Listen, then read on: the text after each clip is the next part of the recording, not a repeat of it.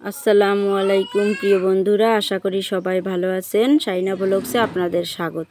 আমিও আল্লাহর অশেষ রহমতে আমার পরিবারকে নিয়ে খুব ভালো আছি। গ্রামেই আছি, এখনও শহরে যাইনি। তবে আজকে চলে যাচ্ছি আমার ছোটো বোনের বাসায়। আমরা শহরের মানুষেরা গ্রামে আসলে কচু পাতা ভর্তা, শাক, ছোটো মাছ ভাজি এগুলো খেতে ভীষণ ভালোবাসি। তাই আমার হাজব্যান্ড বললো কচু পাতার ভর্তা খাবে। প্রায় সন্ধ্যা হয়ে যাচ্ছে, সন্ধ্যার কাছাকাছি মাগরিবের আজান দিয়ে দেবে। আমার ছোটো বোন আবার কী করলো, কচু পাতা তুলতেছে। এই কচু পাতা খেলে চোখের পাওয়ার বেড়ে যায়। আর এখানে ফরমালিন ছাড়া, সার ছাড়া, এগুলো এমনিতেই জমির আশেপাশে পুকুরের গড়ে এগুলো এমনিতেই হয়, এগুলো চাষ করা লাগে না। অলরেডি এই যে কচু পাতাগুলো উঠানো শেষ। আমার বোন এখন এই যে নলকূপ, গ্রামে নলকূপ চাপতেছে আমার মেয়ে। ওর মামনি আবার মানে আমার ছোটো বোন বলতেছে, তুমি চাপতে পারো মা? শহরের মানুষ কি এটি চাপতে পারে? ধোয়ানো শেষ। আমার ছোটো বোন আবার রসুন, পেঁয়াজ, মরিচ এগুলো রেডি করতেছে। এগুলো এখন সিদ্ধ করে ভর্তা করে নেবে।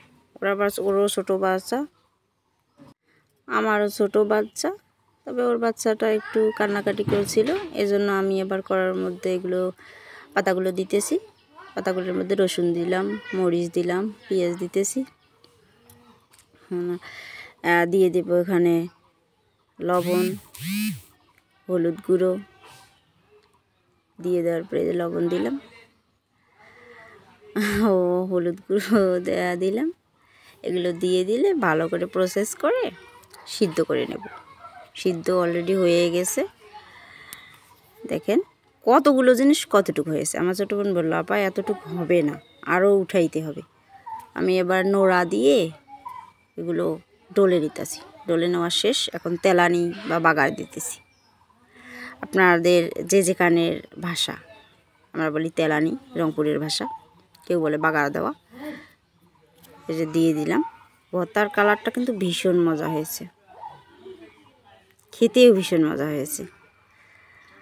এই যে এখানে বাটির মধ্যে উঠায় নেব। আমার ছোটো বোন আবার সেকে দেখবে কেমন হয়েছে। লবণ টবণ সব পরে সরিষার তেল দিয়ে দেব। অলরেডি ভর্তা খাওয়ার জন্য উপযুক্ত।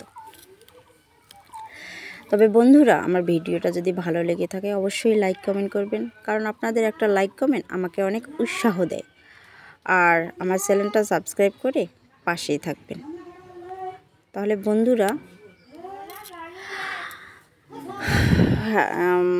আজকের মতো এ পর্যন্ত। আল্লাহ হাফেজ।